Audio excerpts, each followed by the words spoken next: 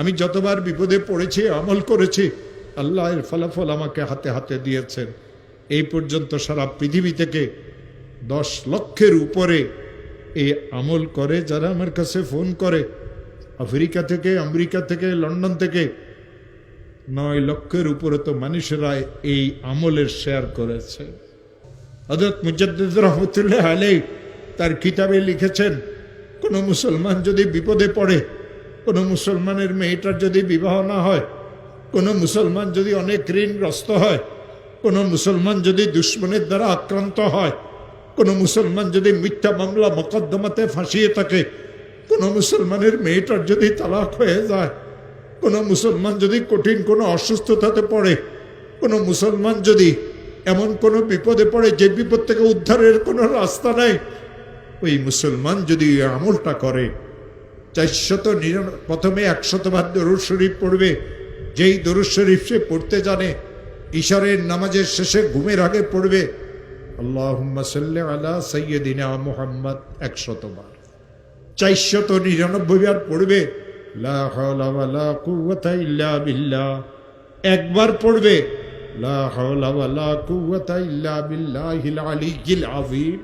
100 বার দরুদ শরীফ পড়বে, হাত পাতিয়ে বলবে, মাওলা আমি অনেক গরিব মানুষ, মেয়েটার তালাক হয়ে গেছে, মেয়েদের বিবাহ শাদীও হয় না, ঋণগ্রস্ত হয়ে গেছি, ব্যবসাটা অচল হয়ে গেছে, মিথ্যা মামলা মোকদ্দমাতে ফাঁসিয়ে গেছে। যত কঠিন বিপদে হোক না কেন, যত কঠিন বিপদে পড়ুক না কেন, আমার মওলা বলেন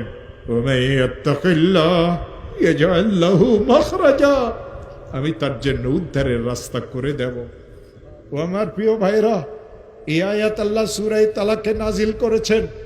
কেন সূরা তালাকে আয়াত নাজিল করেছেন জানেন? ইসলাম ধর্মে সবচেয়ে নিকৃষ্টতম জায়েজ হলো এই তালাক।